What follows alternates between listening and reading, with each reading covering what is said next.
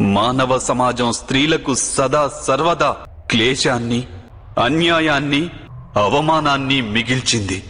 మీరు మీ చుట్టుపక్కల దృష్టి సారించండి. సమస్త ఇతిహాసాన్ని తీసుకోండి. ఇదే మీకు కనిపిస్తుంది.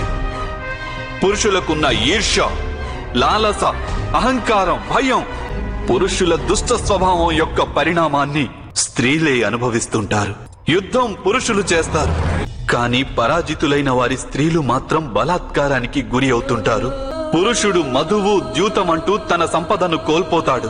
స్త్రీకి మిగిలేది ఆకలి దప్పులే. పురుషుల అహంకారం నిద్రలేస్తుంది. అందువల్ల స్త్రీకున్న స్వేచ్ఛా స్వాతంత్రాలకు భంగం ఏర్పడుతుంది. పురుషులు జీవితంలో ఓడిపోయి తమ కుటుంబాలకు దూరం అవుతారు.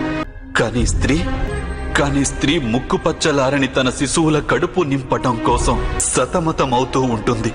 ఈ లోకంలో ఉన్న దుఃఖ కారణాలను గణించండి, స్పష్టంగా తెలిసి వస్తుంది. పురుషులతో పోల్చి చూస్తే స్త్రీలే అధిక దుఃఖాన్ని అనుభవిస్తున్నారు.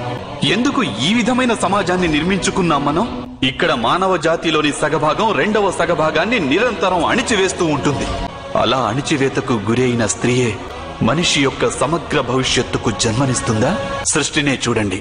కొత్త వృక్షానికి జన్మనిచ్చే విత్తనాల చుట్టుపక్కల ఈశ్వరుడు పూల రేకులను సమకూర్చాడు. వాటిని రంగులతో సుగంధ భరితం చేశాడు. ఎక్కడైతే భవిష్యత్తు జన్మిస్తుందో అక్కడ కేవలం సౌందర్యం, కేవలం సౌఖ్యం, సంతోషం, గౌరవం ఉండడం అవసరం కాదంటారా? కానీ సమాజం స్త్రీలకు దుఃఖం కలిగిస్తూ వారి భవిష్యత్తునంతా దుఃఖపూరితం చేస్తుంది.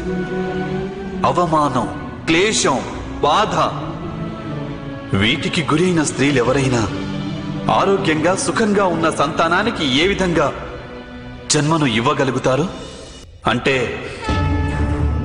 ఎప్పుడెప్పుడు స్త్రీలకు అవమానం జరుగుతుందో, ఎక్కడ స్త్రీ క్లేశానికి గురి అవుతుందో, ఎక్కడ స్త్రీ జుట్టు పట్టుకొని ఈడ్చుకొని రాబడుతుందో అక్కడే ఏదో ఒక రూపంలో యుద్ధం అనేది జన్మిస్తుంది. ఏదో ఒక రూపంలో మహాభారతం ఆరంభమవుతుంది. పదే పదే ఆలోచించండి.